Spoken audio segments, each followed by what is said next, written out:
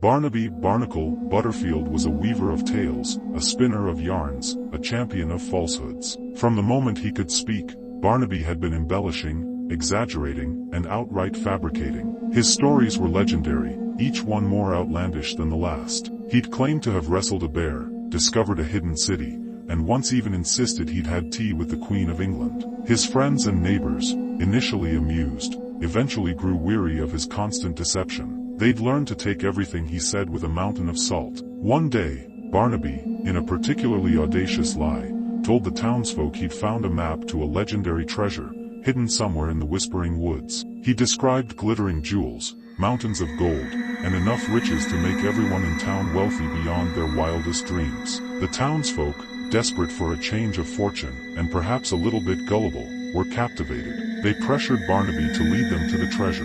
He, of course, had no map, no treasure, and no idea where he was going. But, trapped by his own lies, he couldn't back down. The next morning, a large group, armed with shovels, pickaxes, and a healthy dose of anticipation, followed Barnaby into the woods. Days turned into weeks. Barnaby, feigning knowledge, led them on a wild goose chase, through dense thickets, across treacherous streams, and up steep hills. The townsfolk, tired, hungry, and increasingly suspicious, began to grumble.